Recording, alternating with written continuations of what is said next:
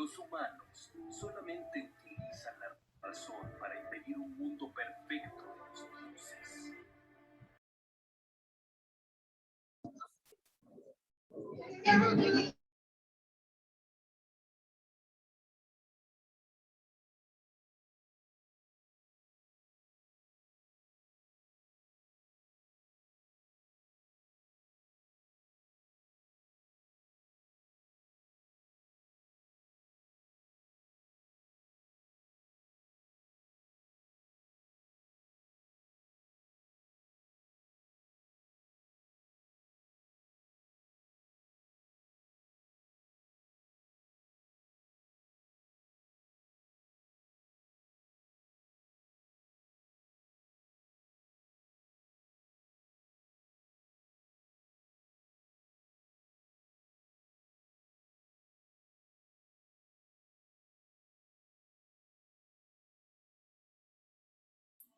Buenas noches, compañeros. Entonces, Esperemos unos minutitos a que se conecten el resto de compañeros. Gracias.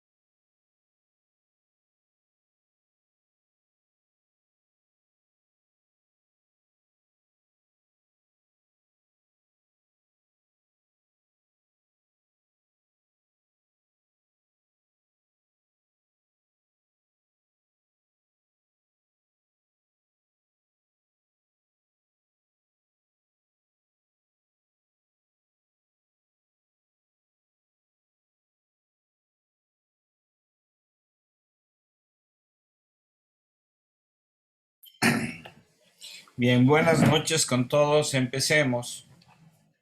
En esta semana vamos a ver el cine latinoamericano, realidad y ficción.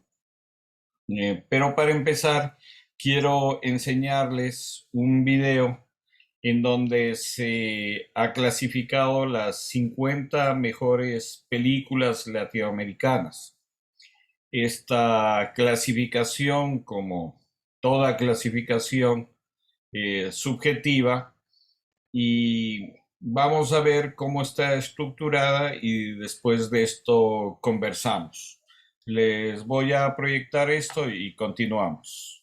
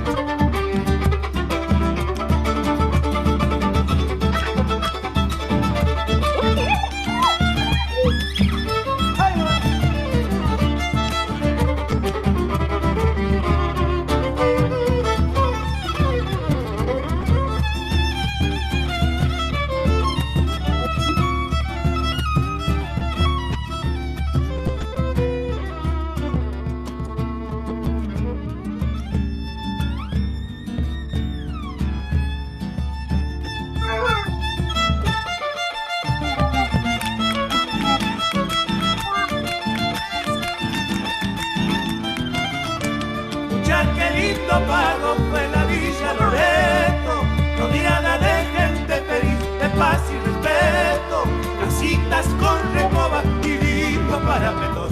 Al tantan del campanario se llenaba el viejo templo y la Virgen de Loreto les daba su bendición. El río dulce dejaba canales de acequia, el paisano con su arado, canturreando vidalita, sembraba siempre soñando, cosecha hecha sin fin, andaba en esos tiempos, cantando con su violín.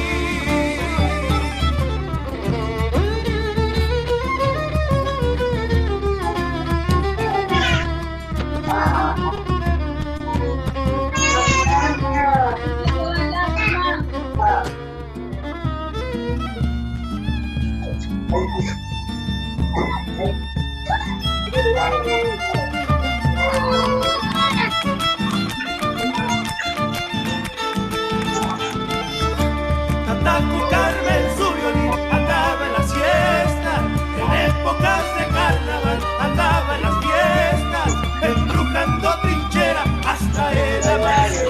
Carpinche era su oficio, botero y nadador, vencedor del río dulce y chista de lo mejor.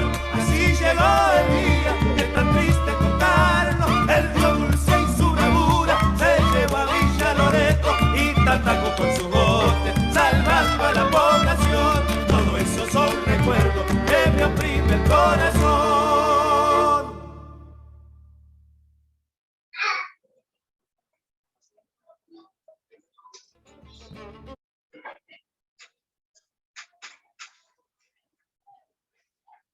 Niños, el curso cuarto viene camino. Acaba a las 9 de la noche.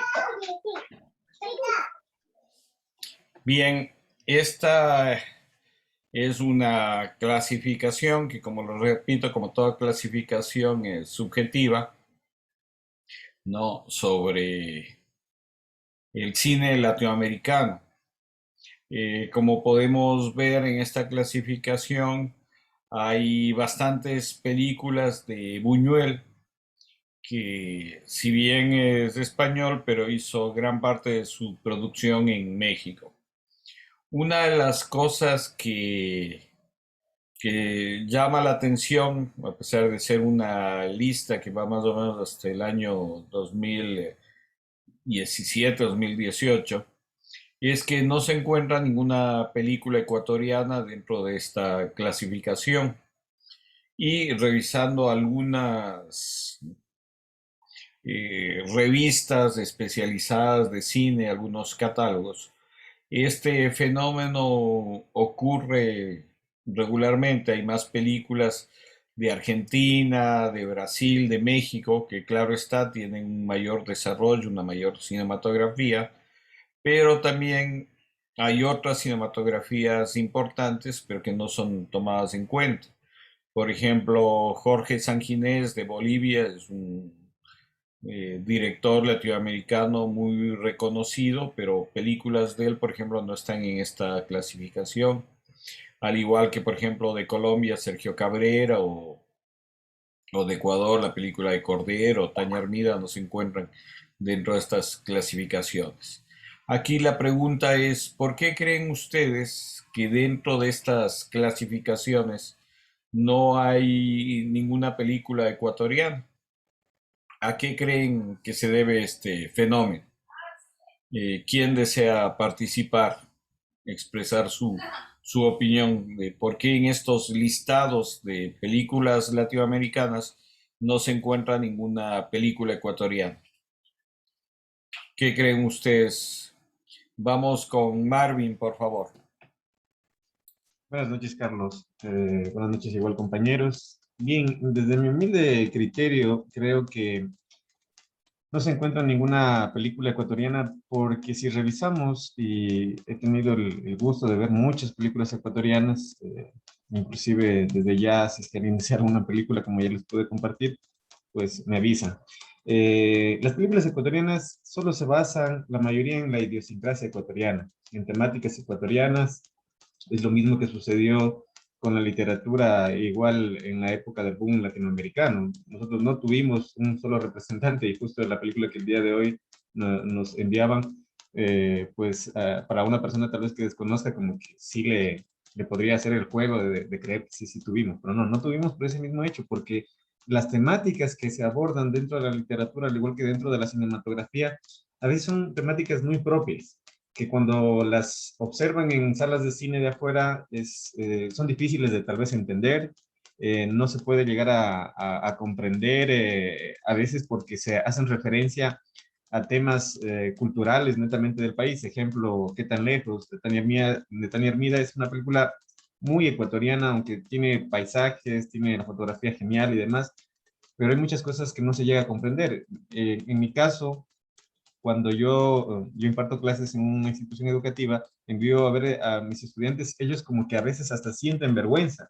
y dicen, no, qué feo, dice, o sea, solamente mostrar tal cosa del Ecuador y el Ecuador es más, y podemos mostrar muchas otras cosas más. Y entonces no se basan en temáticas universales, en temáticas que podemos observar en otro tipo de películas. Se centran mucho en temas netamente nacionalistas o nacionales, mejor dicho, y por esa razón tal vez no vemos ello y no vemos esto. Aparte de eso, pues muchos de los cineastas ecuatorianos creo que intentan buscar lo mismo que hacen otros cineastas mexicanos, argentinos, vender el hecho de esto un poco del morbo, como decía un ex maestro mío, a veces vender esa porno miseria, el mostrar solamente desnudos, prostitución, drogadicción, una sociedad en declive. Entonces, eso muchas de las veces creo yo como que no llama la atención, no es algo que podría ser entendido en otras latitudes del planeta. Gracias, Marvin. Vamos con Giovanni, por favor. Buenas noches, compañeros, maestro, buenas noches, ¿cómo están? Verán, yo lo que estoy viendo es una cosa, en el cine ecuatoriano le estaba viendo más, me estaba fijando porque algunas de esas películas ya las había visto. Eh, el cine ecuatoriano está más enfocado a hacer un cine casi artesanal, no se está enfocando en un cine que busque, ¿cómo se llama? Por decirlo, una industrialización de acá. ¿Por qué? Porque, por ejemplo, ahorita yo estaba viendo que para la reactivación económica de España te están habiendo un montón de cortometrajes, largometrajes, pero te dice clarito que promocione todo lo que es el turismo de España, o sea, puedes irte a filmar en todo y tienes que promocionarlo. En cambio, acá en Ecuador nosotros no tenemos ni siquiera ha habido la cuestión de apertura para las artes, y ha habido muy poco. Entonces el ecuatoriano tiene un poquito más de cuestión de hacer artesanalmente las cosas, ¿no? Y también me juzgo yo mismo a veces, las hago, como decir, a lo que se puede, porque por la falta de apoyo. Ahora, por ejemplo, yo en Argentina ya sé lo que es, como se llama, Netflix o lo que es Hollywood, ya está influenciando. Por ejemplo, a mí me hubiera gustado ver lo que es 100 años de perdón, que para mí es una película argentina muy buena. El túnel, que también es muy buena la película, ¿no? Entonces, en el cine chileno igual, hay algunas películas que son muy buenas y que no las vi ahí, por ejemplo, ¿no? Entonces, para mí que, o sea, sí, o sea, nosotros acá en Ecuador todavía estamos pensando las cosas muy artesanal, no la estamos viendo desde un punto de vista en el cual podemos nosotros industrializar esto, ¿no? Entonces todavía es el préstame esto, por favor, colabórame, todo ese tipo de cosas. Entonces, cuando nosotros cambiemos un poco de la idiosincrasia, yo creo que incluso habrá mejores, ¿cómo decirte? Mejores contenidos, podremos universalizar más. Por ejemplo, hay algunas películas, tanto argentinas como mexicanas, que ya no se utiliza el acento, son muy neutrales. Por ejemplo, 100 años de perdón y lo que es el túnel, muy poco utilizan el acento. Ya es un español muy neutral para que todo el mundo lo entienda, ¿no? Entonces, y las historias están bien contadas y bien hechas, y incluso los efectos especiales. Yo acá vi algunas películas de ciencia ficción de aquí del Ecuador, y todavía, como les dije, ¿no? Son muy artesanales todavía para todo lo que es, y no hay una visión más allá de que se pueda comercializar. Entonces, eso es lo que nos hace falta aquí en Ecuador. Y les cuento una cosa, que a veces algunas de las personas en Hollywood o en Latinoamérica los colaboradores son ecuatorianos. Eso nomás es. Muchas gracias. Bien, ¿alguien más tiene algún otro punto de vista? Creo que las dos intervenciones dejaron algo en común, que es muy real la falta de profesionalización del cine ecuatoriano. Hay mucha gente que quiere ser todólogo, o sea, quiere hacerlo todo, filmar, editar, ¿no? Y no se cuenta con la participación de otro personal especializado en eso. Yo creo que esa es una de las carencias que tenemos. Pero también otra de los aspectos que creo que influye mucho es también la falta de apoyo institucional. Yo he tenido la oportunidad de participar en algunos festivales internacionales y muchas veces uno le toca irse pagado su propio pasaje, tratar de hacer su propia promoción y uno se topa muchas veces en estos festivales con que México, por ejemplo, tiene todo un stand que promociona no solo el cine mexicano, sino que promociona su país. En estos festivales hacen la noche mexicana, hacen una noche de fiesta, invitan a los productores, invitan a la crítica, ¿no? Entonces, son formas de promoción de cada uno de los países. O sea, hay toda una industria que no es solo se termina en la postproducción de la película, sino que después de la postproducción hay el marketing, hay la difusión, hay la participación en festivales, hay la difusión. Entonces, hay como cuando uno termina la película, comienza toda una segunda etapa y que muchas veces descuidamos o no tenemos apoyo, financiamiento para esa segunda etapa, ¿no? de producción. Últimamente estábamos viendo en las noticias que en el deporte, primera vez que Ecuador saca tantas medallas en una competencia olímpica, y vemos a los deportistas, a los atletas decir que un poco más y van con sus propios recursos. Mientras se supone que el Estado da 51 millones para la promoción del deporte, uno se pregunta, ¿y dónde queda todos esos millones si los deportistas que ganan medallas se quejan de que no les llega nada? Y un poco esa es la realidad también de nuestro país, que a veces hay políticas públicas, pero que esas políticas no se ejercen. Igual pasa un poco en el cine. Nosotros tenemos una constitución que apoya las artes, que apoya la cultura, tenemos una ley de cultura, tenemos un ministerio de cultura, la Casa de la Cultura también, pero realmente no hay el suficiente apoyo, no solo para el cine, en general el resto de artes también que se realizan aquí en el país. Entonces, sí es una problemática, además, claro está, sí, de los realizadores, pero también de cuáles son las políticas o el apoyo que se tiene para la difusión de este cine. ¿Alguien tiene algún otro punto de vista, algún otro comentario o pregunta que quisieran hacer respecto a esto? ¿No? Bien, sigamos. Quiero igual participarles una estructura de cómo se ha desarrollado el cine latinoamericano, ¿no?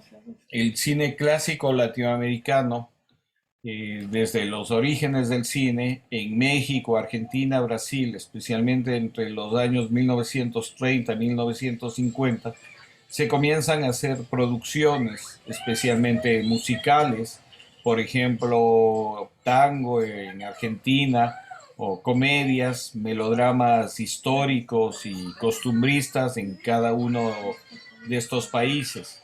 Aparecen directores como José Agustín Ferreira, en Argentina, en México, Arcadi Beutler, en Brasil, Humberto Mauro. Y un poco siguiendo este sistema del cine norteamericano, se comienzan a crear los primeros Star System latinoamericanos, que son personajes arquetípicos. Cantinflas, aparece Tintán, Joaquín Perdave, Nini Marshall, Luis Sandrini, Oscarito y Grande Otelo.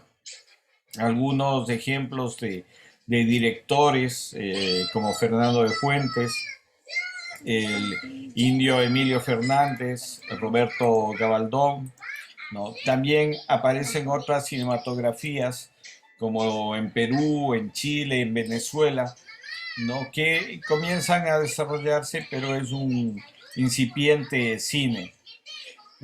Después, en la década del 50, aparece un nuevo tipo de cine, especialmente con la influencia del neorrealismo italiano, ¿no? Sobre América Latina. En Brasil aparecen directores como Vera Cruz, Alberto Cavalcanti, en Argentina Leopoldo Torre Nielsen, y en México la presencia importante de Luis Buñuel.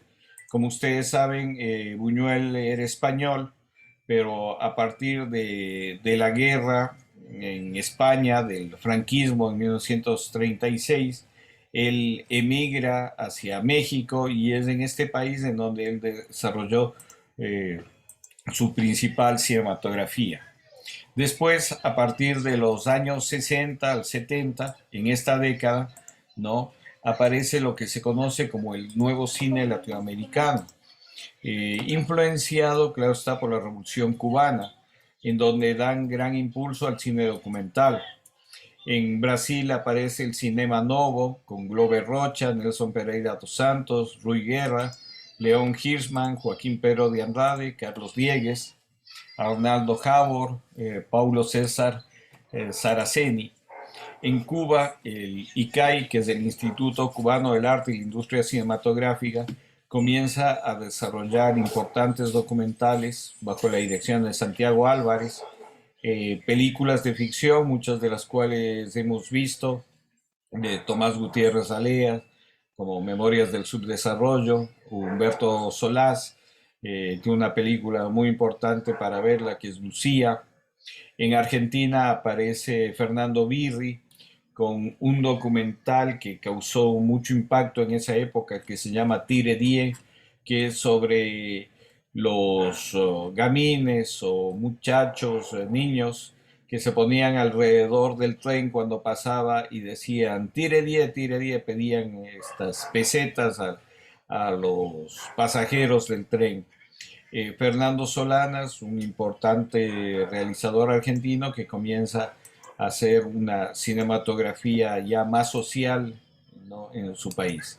Y en Chile, también un poco a partir de todo el movimiento de la Unidad Popular, aparecen directores como Miguel Itín, Raúl Ruiz, Patricio Guzmán.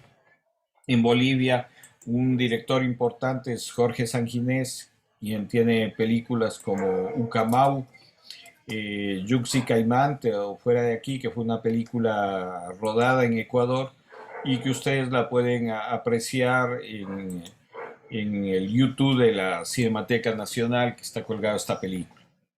A partir de la década del 70 y del 80, el cine comienza a tener otra mirada frente a las dictaduras militares. Se comienza a hacer cine en el exilio.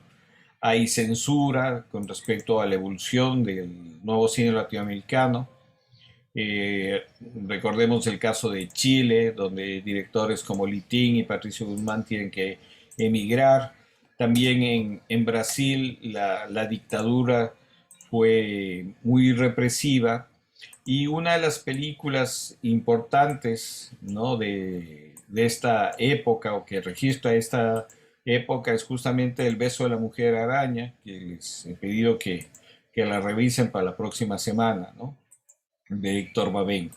En Argentina también se comienzan a hacer películas más o menos desde el exilio, o se comienzan a desarrollar también películas de suspenso o comedias. o los melodramas que tenían un trasfondo político. En esta, por otro lado, el apoyo estatal, especialmente en cine mexicano y después en cine brasileño, comienzan a resurgir a partir de los años 80, el resurgimiento de las democracias en Argentina y Brasil hace que aparezcan directores que tienen una cinematografía muy importante, como Agresti, Aristarain, Eliseo Subiela, Oliveira, Puenzo, Pavenco, Coutinho. En México aparece un Arturo Ristey, Paul Leduc, Hermosillo. Y también otras cinematografías importantes como la de Román Chalbaud en Venezuela, en Perú Lombardi, en Colombia Sergio Cabrera, y en Bolivia comienzan a aparecer nuevos directores. Desde los años 90, la corriente neoliberal y la menor presencia del Estado hace que se comiencen a desarrollar una cinematografía más en coproducciones, especialmente como con otros países, ¿no? Y aparecen directoras y directores que tienen una crítica y un público importante, como María Luisa Bember, Campanella, Mignona, Sorín, Burman, Piñeiro, Bauer, Lucrecia Martel, una de las directoras importantes del cine argentino. También en el cine mexicano se comienza como una visión ya más personal de los directores como María Novaro, Arau, González Iñárritu, Cuarón, Guillermo del Toro. En Brasil, directores como Sales, Meireles, en Colombia, Sergio Cabrera, y hay algunos directores de la nueva generación del cine cubano. Un poco desde el 2000 hasta la actualidad, el cine latinoamericano se encuentra entre la globalización y la identidad cultural, ¿no? Esto son algunos datos que les dejo como para que podamos debatir y conversar sobre esta realidad del cine latinoamericano y ecuatoriano. Bien, no sé si tienen alguna pregunta, algún comentario hasta aquí que quisieran hacer con respecto a esto, ¿no? En la actualidad, el aparecimiento de las plataformas digitales, ¿no? Netflix, Amazon, Disney, ¿no? Hace que el cine latinoamericano un poco se enfoque o también trate de acudir a estas plataformas, ¿no? Y vemos que muchas veces estas plataformas están condicionadas con un tipo de temática que les interesa a estas plataformas. O sea, las películas o las series que han tenido más éxito en estas plataformas son series que hablan del narcotráfico o de personajes como el Chapo Guzmán, como Escobar. Entonces sí habría que reflexionar también sobre esta realidad que está enfrentando el cine y el audiovisual latinoamericano. Vamos con Giovanni, por favor, que nos quiere decir algo. Sí, maestro, lo que pasa es que hay una cosa, ¿no? El cine mexicano o la época de oro mexicano se dio, pero porque trasladaron todos los equipos por la Segunda Guerra Mundial y lo mismo pasó con la Primera, y trasladaron todo lo que son las películas y las adaptaron para lo que era la cuestión mexicana, ¿no? Entonces, por eso tenemos la época de oro del cine mexicano, ¿no? Que se hacían las grandes producciones como las de Hollywood. Y ellos supieron aprovechar el momento, supieron aprovechar las cosas. Yo veo que el único grupo que está teniendo resultados por fuera, y eso sin haber tenido mucho apoyo del gobierno, me parece que son los de Enchufe TV y otra más, que ya hicieron incluso convenios con México y han estado haciendo ya películas, incluso en la plataforma de Netflix se las encuentran, ¿no? Entonces, yo lo que estoy viendo es que acá en Ecuador no existe visionario, o sea, no hay visionarios para eso, no hay trabajos en el cual se mantenga. Por ejemplo, si nosotros vemos Dos para el Camino, simplemente se quedó ahí. y no se hizo una segunda o no se hizo tal vez un remake de la misma en la cual la podamos nosotros ya trabajar con mejores, o sea, con otros paisajes, con otro contenido y todo ese tipo de cosas. Por ejemplo, tenemos a La Tigra y también tenemos Cumandá que salió, pero todo quedó ahí, a la costa, y todo quedó ahí. O sea, simple y llanamente lo que pasa acá en Ecuador es que nosotros no hay una visión de decir, bueno, está bien, vamos a mejorar, vamos a hacer y vamos a trabajar. Por ejemplo, si eso hubiera pasado en Hollywood, si eso hubiera pasado con Churumbusco, si eso hubiera pasado con Aposa Films, entonces México tampoco estuviera así. México estuviera prácticamente como nosotros, estuvieran ahí. Pero ellos no, ellos agarraron y tuvieron una visión de futuro, una visión de ir más allá. Acá no, acá fácil y sencillamente lo que se entiende es que lo que dé dinero rápido, lo que en 2 o 3 cosas se dé, eso es lo que se invierte. Pero hacer algo más grande que pueda significar algo que dé con mayor calidad y que trascienda en el tiempo, eso no se da y no se está dando aquí. Muchas gracias. Bien, Giovanni, con respecto a Enchufe TV, ellos dicen la primera película ecuatoriana que ha llegado a Netflix no es tan real porque la promocionan como película colombiana. O sea, ellos entraron en una coproducción con Colombia, pero Colombia, varias productoras de Colombia sí han desarrollado proyectos y uno inclusive puede acceder a Netflix a través de las productoras colombianas. Entonces, ojo también con eso, ¿no? Que muchas veces se maneja como la primera película ecuatoriana y en realidad si ustedes se ponen a ver y en los créditos que hay en Netflix aparece como película o está registrada como película colombiana. Vamos con Pavel, por favor. Buenas Pavel, noches. escuchamos. Sí, buenas noches, profe. Buenas noches, compañeros. Bueno, mi opinión en este caso es principalmente de que, si bien como comentaban en Ecuador, pues existe lo que es producción como tal. Tenemos lo que es el talento, tenemos lo que son, creo yo, las ganas. En cuanto a equipos, pues existen equipos. Sabemos que pues para hacer una película no es necesario tampoco gastar en equipos tan grandes, ¿no? E incluso existen los recursos estatales como tal.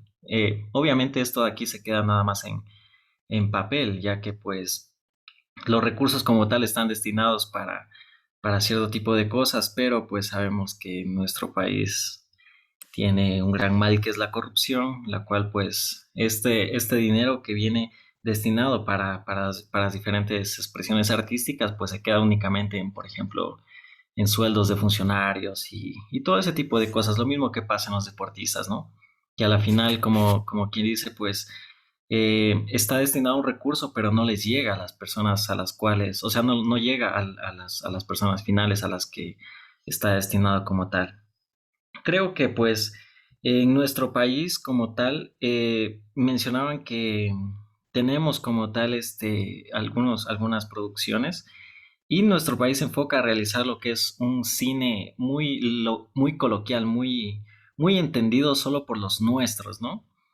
Pero si nos ponemos a comparar, México hace lo mismo. ¿Y cuál es la diferencia entre ellos y nosotros? Que pues ellos lo han sabido vender muchísimo mejor, han tenido muchísimo mejor apoyo. En nuestro caso, pues nosotros lastimosamente conocemos muchísimo la cultura de México a través de sus películas, de sus videos, de toda la influencia que nos llega a prácticamente toda Latinoamérica. Entonces, si bien es cierto, pues a día de hoy, ¿cómo podemos destacar? Lo más fácil sería hacer un cine muy genérico, algo muy básico que le entienda prácticamente todo el mundo, no solo los ecuatorianos.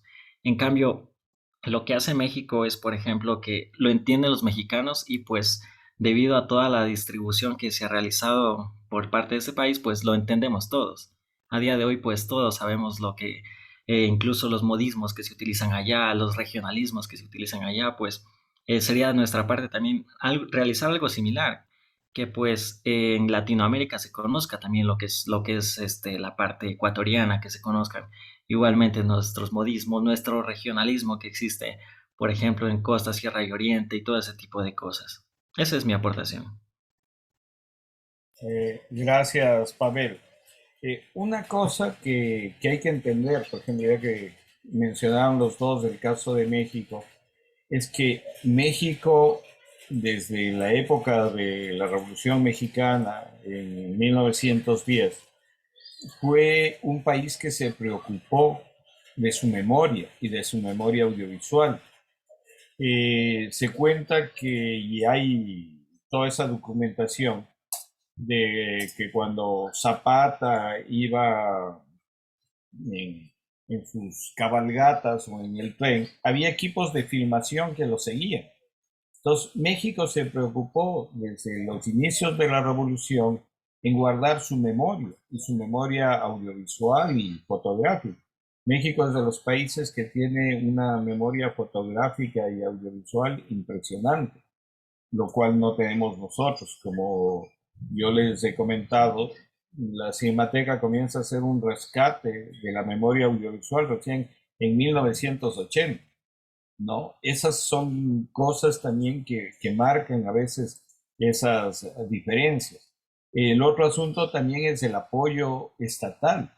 En México, los estudios Churubusco se construyen en los años 40, ¿no? Con el desarrollo del petróleo que ellos tuvieron desde esos primeros años, ¿no? Ellos invirtieron en su cultura, e invirtieron en su industrialización.